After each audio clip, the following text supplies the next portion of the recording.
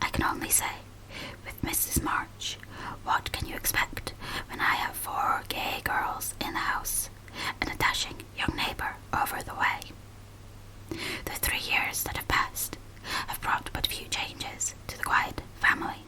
The war is over, and Mr. March safely at home, busy with his books and the small parish, which found in him a minister by nature as by grace, a quiet, studious man, rich in the wisdom that is better than learning, the charity which calls all mankind brother, the piety that blossoms into character, making it august and lovely. These attributes, in spite of poverty and the strict integrity which shut him out from more worldly successes, attracted to him admirable persons, as naturally as sweet herb strawberries, and as naturally as he gave them the honey into which 50 years of hard experience had distilled no bitter drop. Earnest young men found the grey-headed scholar as young at heart as they. Thoughtful or troubled women instinctively brought their doubts to him, sure of finding the gentlest sympathy, the wisest counsel. Sinners told their sins to the pure-hearted old man, and were both rebuked and saved. Gifted men found a companion in him. Ambitious men got glimpses of nobler ambitions than their own, and even worldlings confessed that his beliefs were beautiful and true, although they won't pay. To outsiders, the 5 energetic women seemed to rule the house, and so they did in many things.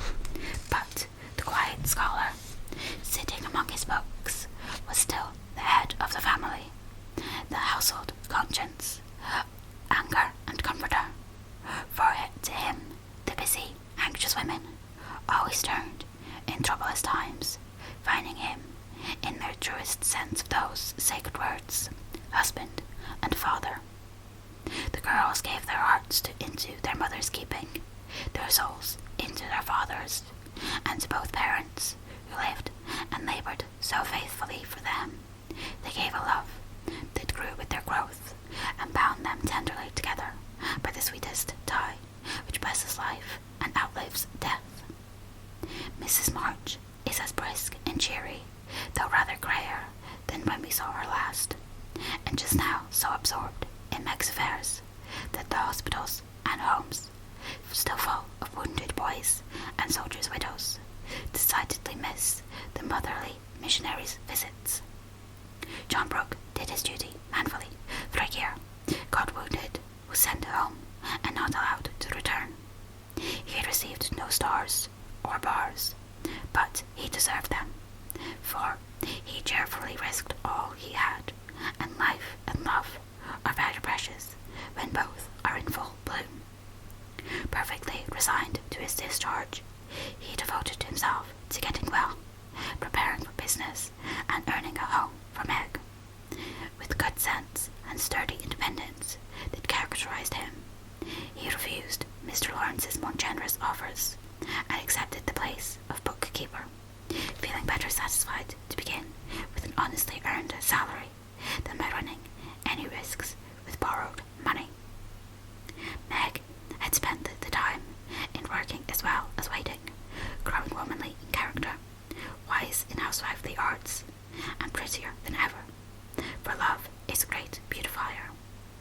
She had her girlish ambitions and hopes, and felt some disappointment at the humble way in which the new life must begin.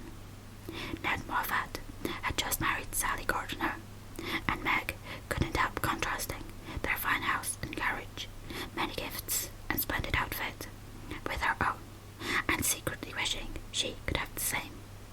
But somehow envy and discontent soon vanished when she thought of all the patient love and labour John had put into the little home awaiting her, and when they sat together in the twilight, talking over their small plans, the future always grew so beautiful and bright that she forgot Sally's splendour and felt herself the richest, happiest girl in Christendom. Jo never went back to Aunt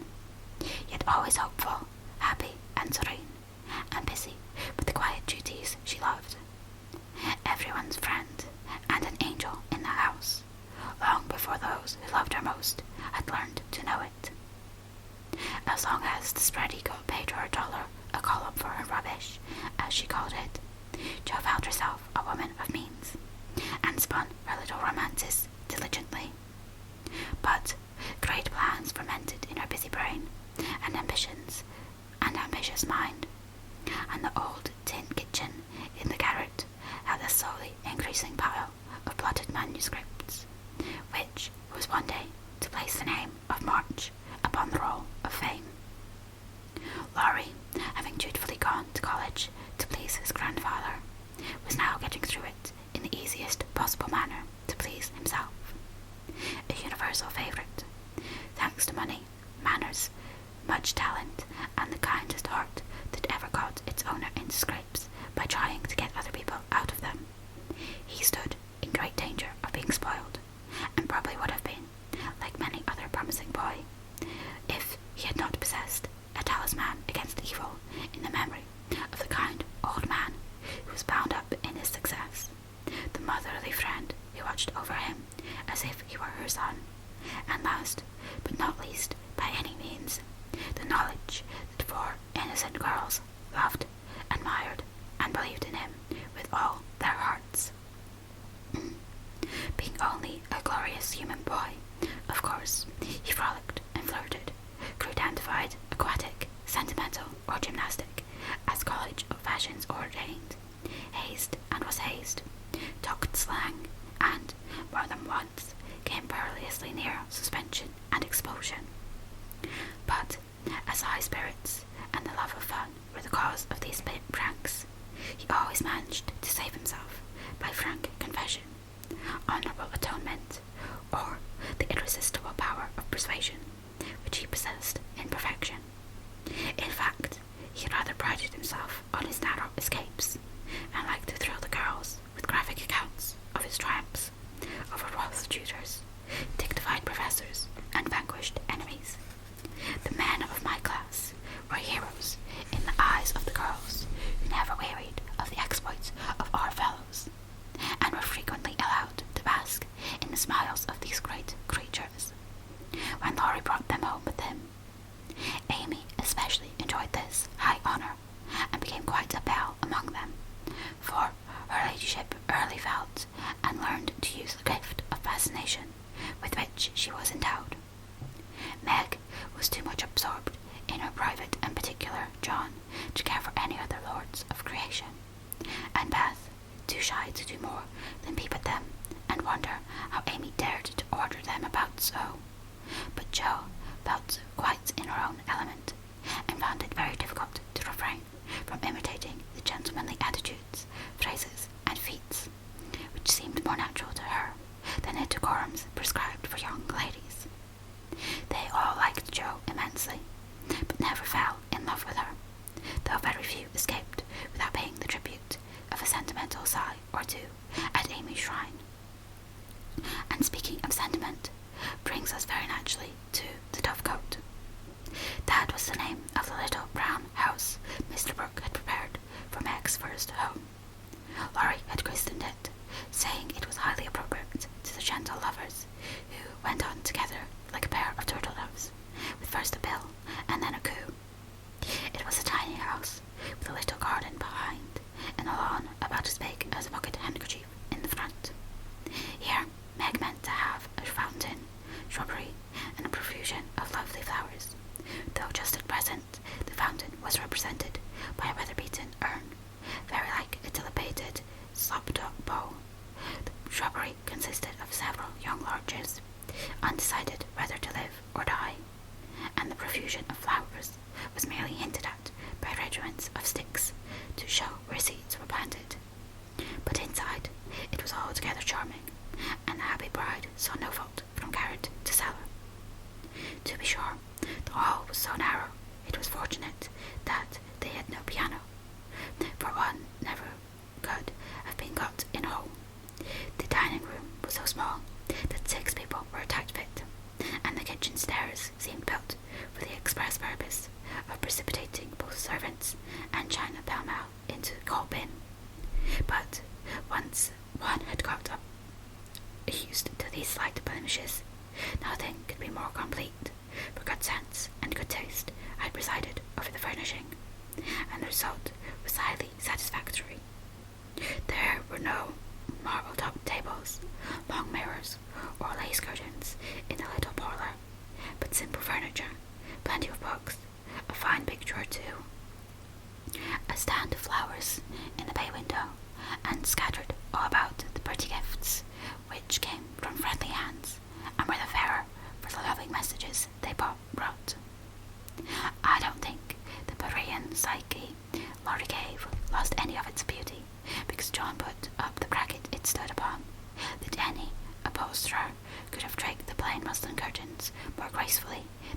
Sally's artistic hand, or that any storeroom was ever better provided with good wishes, merry words, and happy hopes than that in which Jo and her mother put away Meg's few boxes, barrels, and bundles.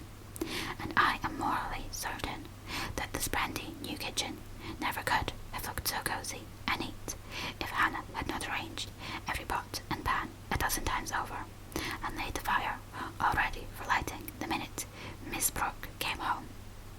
I also doubt if any young matron ever began life with so rich a supply of dusters, holders, and piece bags, for Beth made enough to last till the silver wedding came round, and invented 3 different kinds of dishcloths for the express service of the bridal china.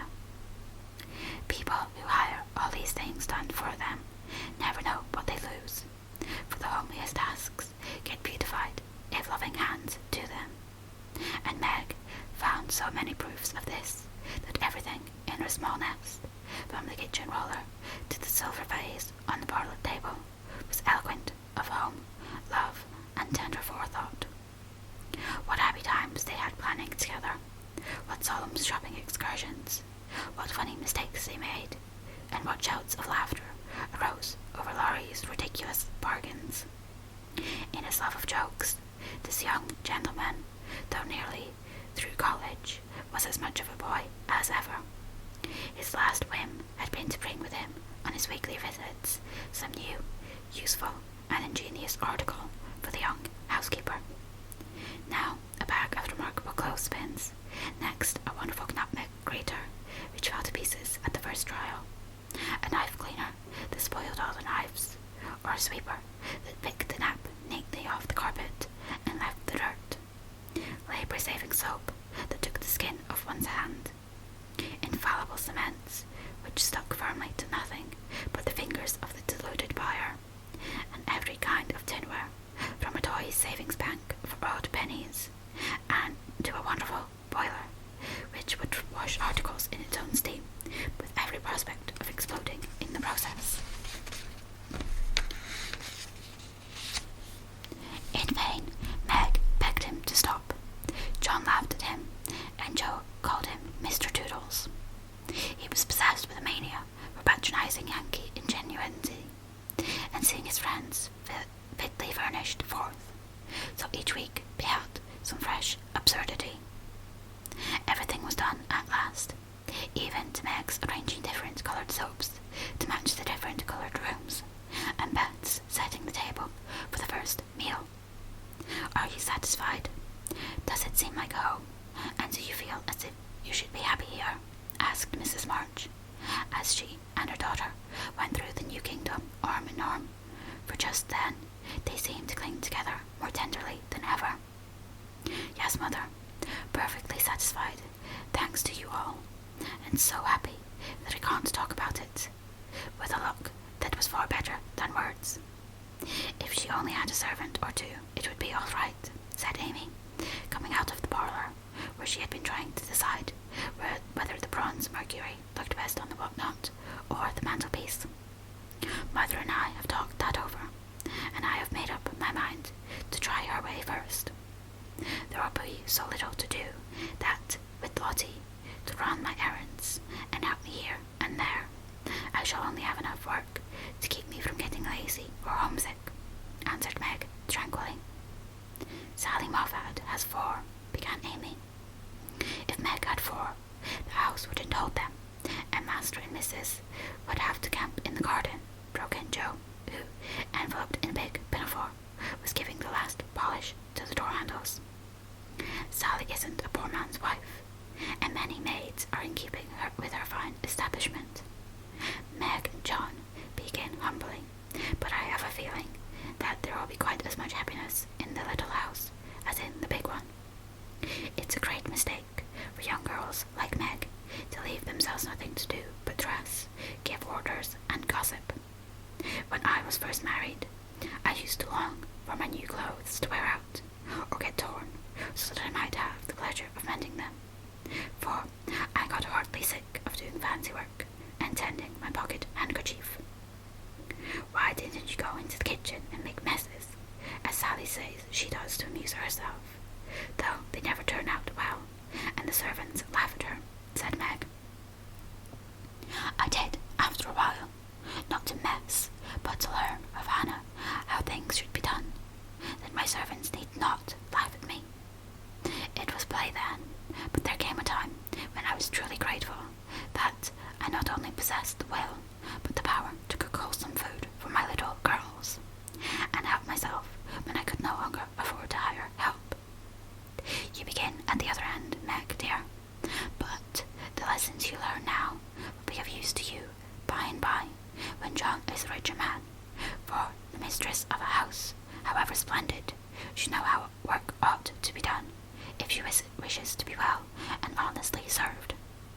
"Yes, mother, I'm sure of that," said Meg, listening respectfully to the little lecture, for the best of women will hold forth upon all absorbing subjects of housekeeping. "Do you know, I like this room most of all in my baby house," added Meg a minute after, as they went upstairs and looked into her well-stored linen closet. Beth was there, laying the snowy piles smoothly on the shelves, and exulting over the goodly array. All three laughed as Meg spoke, for that linen closet was a joke. You see, having said that if Meg married that Brooke, she shouldn't have a cent of her money, and Marge was rather in a quandary when time had appeased her wrath and made her repent her vow. She never broke her word, and was much exercised in her mind how to get round it, and at last devised a plan whereby she could satisfy herself. Mrs. Carroll, Florence's mamma, was ordered to have made and marked a generous supply of house and table linen, and sent it as her present, all of which was faithfully done. But the secret leaked out, and was greatly enjoyed by the family, for Aunt March tried to look utterly unconscious, and insisted that she could give nothing but the old-fashioned pearls long promised to the first bride. That's a housewifey taste, which I am glad to see. I had a young friend who set up housekeeping with 6 sheets, but she had finger bowls for company, and that satisfied her," said Mrs. March, patting the damask tablecloths with a truly feminine appreciation of their fineries. "I haven't a single finger bowl, but this is a set out that will last me all my days, Hannah says," and Meg looked quite contented, as well she might. "Toodles is coming," cried Joe from below, and they all went down to meet Laurie, whose weekly visit was an important event in their quiet lives. A tall, broad-shouldered young fellow, with cropped head, a felt basin of a hat, and a flyaway coat, came tramping down the road at a great pace, walked over the low fence without stopping, to open the gate, straight up to Mrs. March, with both hands out and a hearty, "Here I am, mother. Yes, it's all right." The last words were in answer to the look the elder lady gave him, a kind questioning look, which the handsome eyes met so frankly that little ceremony closed, as usual, with a motherly kiss. For Mrs. John Brooke, with the maker's congratulations and compliments. "Bless you, Beth. What a refreshing spectacle you are, Joe. Amy, you are getting altogether too handsome for a single lady." As Laurie spoke, he delivered a brown paper parcel to Meg, pulled Beth's hair ribbon, stared at Joe's big pinafore, and fell into an attitude of mock rapture before Amy, then shook hands all round, and everyone began to talk. "Where is John?" asked Meg anxiously. "Stopped to get the license for tomorrow, ma'am." "Which side won the last match, Teddy?" inquired Joe, who persisted in feeling an interest in manly sports despite her 19 years. "Ours, of course. Wish you'd been there to see." "How is the lovely Miss Randall?" asked Amy, with a significant smile, more cruel than ever. "Don't you see how I'm pining away?" And Laurie gave his broad chest a sounding slap, and heaved a melodramatic sigh. "What's the last joke?" "Undo the bundle and see, Meg," said Beth, eyeing the knobby parcel with curiosity. "It's a useful thing to have in the house in case of fire or thieves," observed Laurie, as a watchman's rattle appeared amid the laughter of the girls.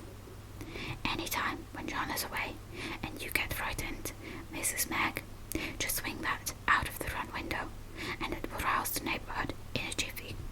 Nice thing, isn't it?" And Laurie gave them a sample of its powers that made them cover up their ears. "There's gratitude for you. And speaking of gratitude, it reminds me to mention that you may thank Hannah for saving your wedding cake from destruction. I saw it going into your house as I came by, and if she hadn't defended it manfully, I'd have had a pig at it, for it looked like a remarkably plummy one." "I wonder if you will ever grow up, Laurie," said Meg, in a matronly tone. "I'm doing my best, ma'am, but can't get much higher, I'm afraid, as 6 feet is about all men can do in these degenerate days," responded the young gentleman, whose head was about level with the little chandelier.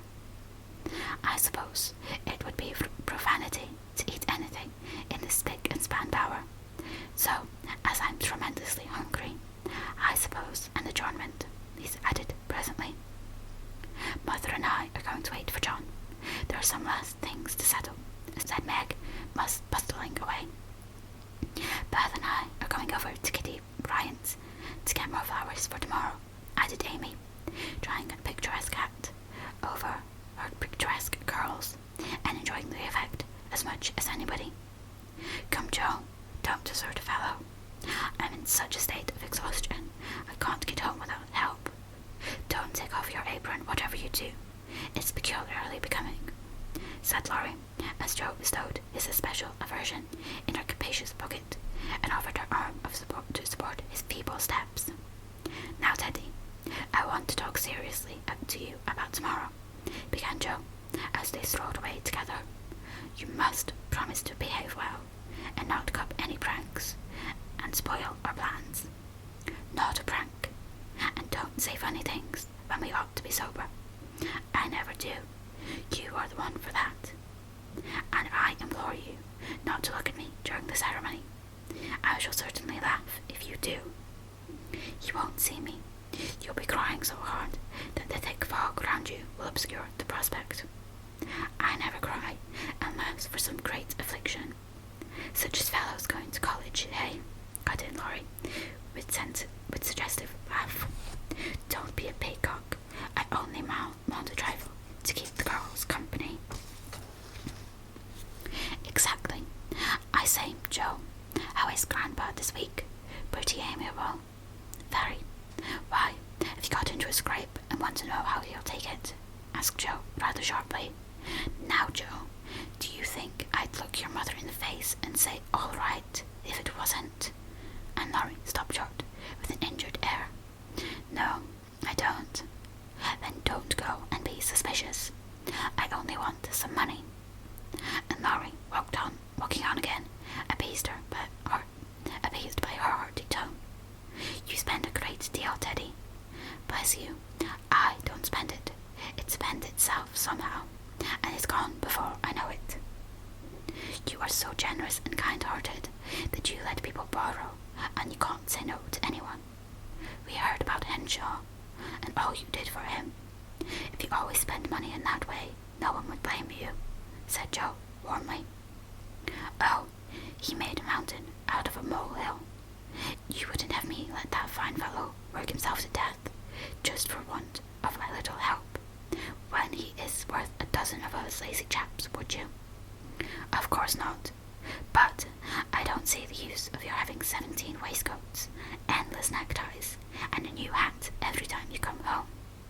I thought you'd got over the dandy period, but every now and then it breaks out in a new spot.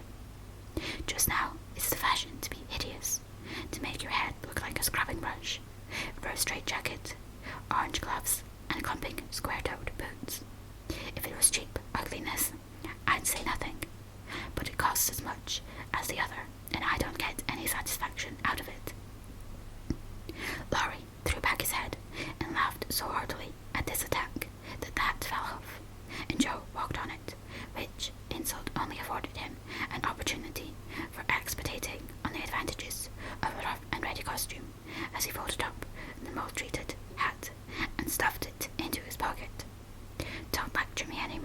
is a good soul. I have enough all through the week and like to enjoy myself when I come home. I'll get myself up regardless of expense tomorrow and be a satisfaction to my friends. I'll leave you in peace if you'll only let your hair grow. I'm not aristocratic, but I do object to being seen with a person who looks like a young prizefighter, observed Joe severely.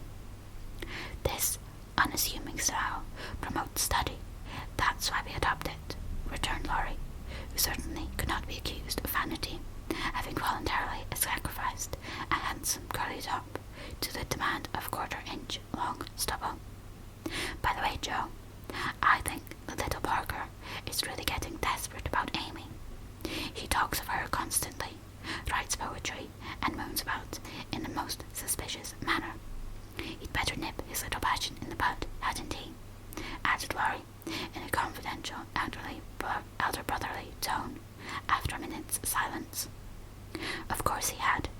We don't want any more marrying in this family for years to come. Mercy on us, what are the children thinking of? And Joe looked as much scandalized as if Amy and little Parker were not yet in their teens. It's a fast age, and I don't know what we are coming to, ma'am. You are a mere infant, but you'll go next, Joe, and we'll be left lamenting, said Laurie, shaking his head over the degeneracy of the times. Don't be alarmed. I'm not one of the agreeable sort. Nobody will want me, and it's a mercy, for there should always be one old maid in a family. You won't give anyone a chance, said Laurie, with a sidelong glance and a little more colour than before in his sunburned face.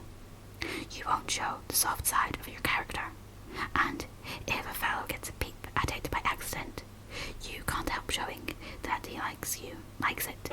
You treat him as Mrs. Gumpage did her sweetheart. Throw cold water over him and get so thorny no one dares touch or look at you. I don't like that sort of thing. I'm too busy to be worried with nonsense, and I think it's dreadful to break up families so. Now, don't say any more about it. Meg's wedding has turned all our heads, and we talk of nothing but lovers and such absurdities. I don't wish to get cross, so let's change the subject. And Joe looked quite ready to fling cold water on the slightest provocation. Whatever his feelings might have been, Laurie found a vent for them in a long, low whistle, and the fearful prediction as they parted at the gate. Mark my words, Joe, you'll go next. Chapter 2. The First Wedding. The June roses over the porch were awake bright and early on that morning, rejoicing with all their hearts in cloudless sunshine, like friendly little neighbours, as they were. Quite flushed with excitement were their ruddy faces, as they swung in the wind, whispering to one another what they had seen.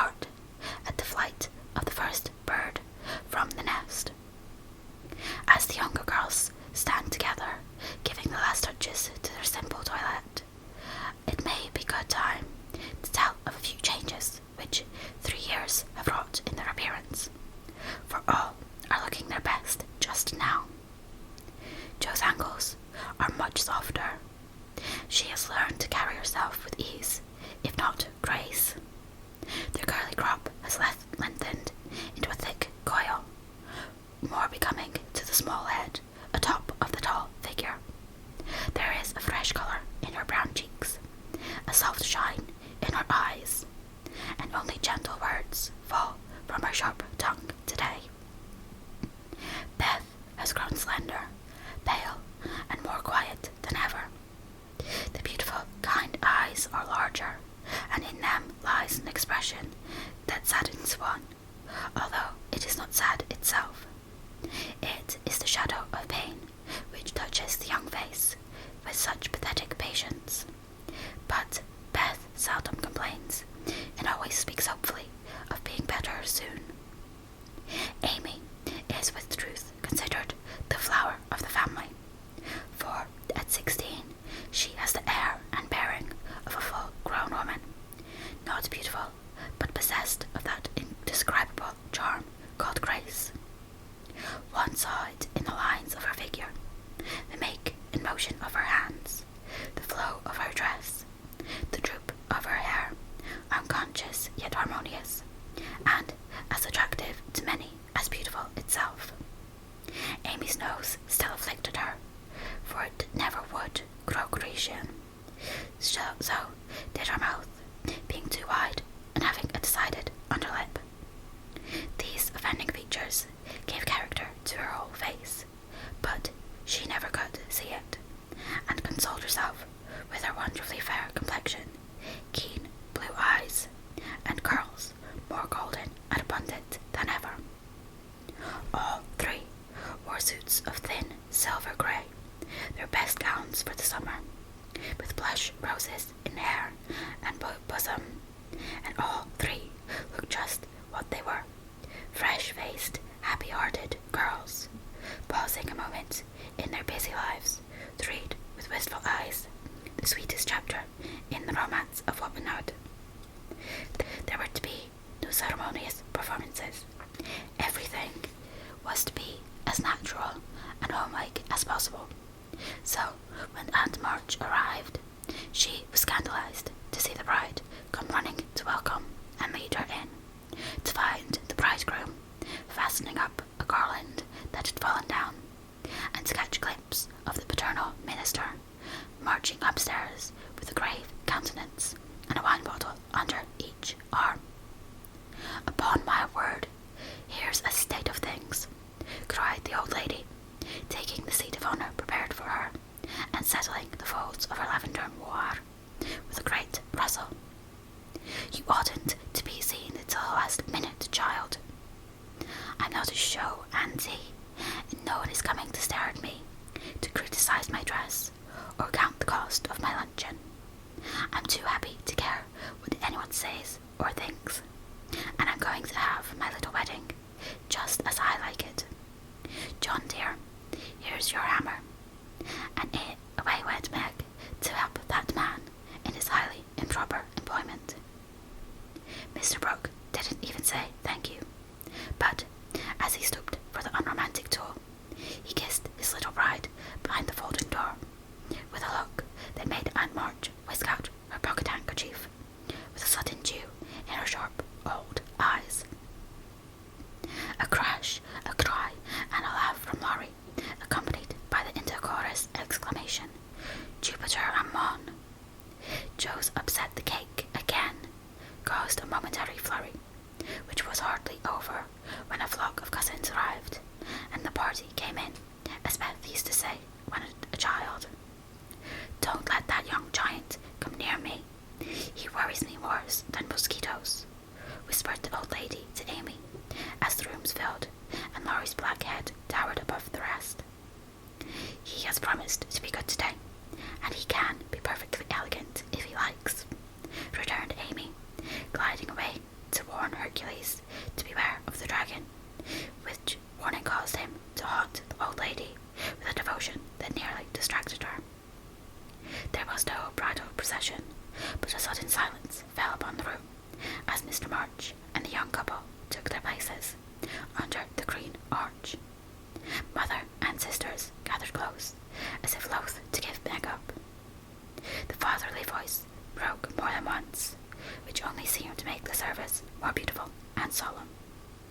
The bridegroom's hand trembled visibly, his replies. But Meg looked straight up in her husband's eyes and said, "I will," with such tender trust in her own face and voice that her mother's heart rejoiced, and Aunt March sniffed audibly.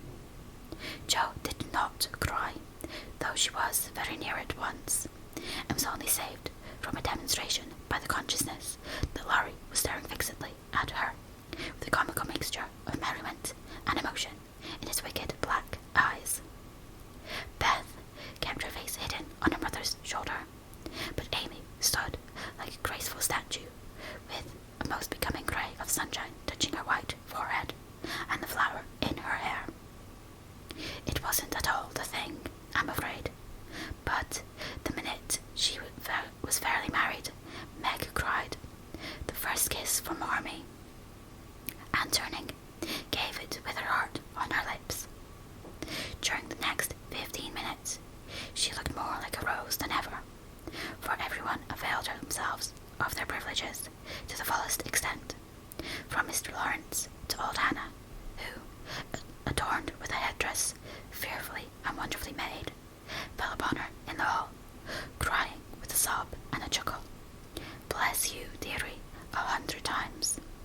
The cake ain't hurt a mite, and everything looks lovely." Everybody cleared up after that, and said something brilliant, or tried to, which did just as well, for laughter is ready when hearts are light. There was no display of gifts, for they were already in the little house, nor was there an elaborate breakfast, but a plentiful lunch of cake and fruit, dressed with flowers. Mr. Lawrence and Aunt March shrugged and smiled at one another when water, lemonade, and coffee were found to be the only sorts of nectar which the three Habies carried round. No one said anything till Laurie, who insisted on serving the bride, appeared before her with a loaded salver in his hand and a puzzled expression on his face. Has Jo smashed all the bottles by accident? He whispered. Or am I merely labouring under a delusion that I saw some lying about loose this morning? No, your grandfather kindly offered us his best, and Aunt March actually sent some, but father put it away a little for Beth, and dispatched the rest to the soldiers' home. You know he thinks that wine should only be used in illness, and mother says that neither she nor her daughters will ever offer it to any young man under her roof. Meg spoke seriously, and expected to see Laurie frown or laugh. But he did neither, for after a quick look at her, he said in his impetuous way, "I like that, for I've seen enough harm done to wish other women would think as you do. You are not made wise by experience, I hope," and there was an anxious accent in Meg's voice. "No, I give you my word for it. Don't think too well of me either. This is not one of my temptations. Being brought up where wine is as common as water, and almost as harmless, I don't care for it. But when a pretty girl offers it, one doesn't like to refuse, you see. But you will, for the sake of others, if not for your own. Come, Laurie, promise, and give me one more reason to call this the happiest day of my life." A demand so sudden and so serious made the young man hesitate a moment, for ridicule is often harder to bear than self-denial. Meg knew that if he gave the promise, he would keep it at all costs, and, feeling her power, used it as a woman may for her friend's good. She did not speak, but she looked up at him with a face made very eloquent by happiness, and a smile which said, "No one can refuse me anything today." Laurie certainly could not, and, with an answering smile, he gave her his hand, saying heartily, "I promise, Mrs. Brooke. I thank you very, very much." "And I drink long life to your resolution, Teddy," cried Jo, baptizing him with a splash of lemonade, as she waved her glass and beamed approvingly upon him. So the toast was drunk, the pledge made, and loyally kept in spite of many temptations, for with instinctive wisdom, the girl seized a happy moment to do their friend a service, for which he thanked them all his life. After lunch, people strolled about by twos and threes through the house and garden, enjoying the sunshine without and within. Meg and John happened to be standing together in the middle of the grass plot when Laurie was seized with an inspiration which put the finishing touch to his unfashionable wedding. All the married people take hands and dance around the new husband and wife, as the Germans do, while we bachelors and spinsters prance in couples outside, cried Laurie, promenading down the path with Amy with such infectious spirit and skill that everyone else followed their example without a murmur. Mr. and Mrs. March, Aunt and Uncle Carol began it. Others rapidly joined in. Even Sally Moffat, after a moment's hesitation, threw her train over her arm and whisked Ned into the ring. But the crowning joke was Mr. Lawrence and Aunt March, for when the stately old man chassed solemnly up to the old lady, she just tucked her hard cane under her arm and hopped briskly away to join hands with the rest and dance about the bridal pair, while the young folks pervaded the garden like butterflies on a midsummer day. Want of breath brought the impromptu ball to a close, and then people began to go. I wish you well, my dear. I heartily wish you well, but I think you'll be sorry for it, said Aunt March to Meg, adding to the bridegroom as he led her to the carriage, You've got a treasure, young man. See that you deserve it. That is the prettiest wedding I've been to for an age, Ned, and I don't see why, for there wasn't a bit of style about it, observed Mrs. Moffat to her husband as they drove away. Laurie, my lad, if you ever want to indulge in this sort of thing, get one of those little girls to help you, and I shall be perfectly satisfied, said Mr. Lawrence, settling himself in his easy chair to rest after the excitement of the morning. I'll do my best to gratify you, sir, was Laurie's unusually dutiful reply, as he carefully unpinned the posy Joe had put in his buttonhole. The little house was not far away, and the only bridal journey Meg had was the quiet walk with John from the old home to the new. When she came down, looking like a pretty quakeress, in her dove-coloured suit and straw bonnet tied with white, they all gathered about her to say goodbye, as tenderly as if she had been going to make the grand tour. Don't feel that I am separated from you, Marmee dear, or that I love you any less for loving John so much, she said, clinging to her mother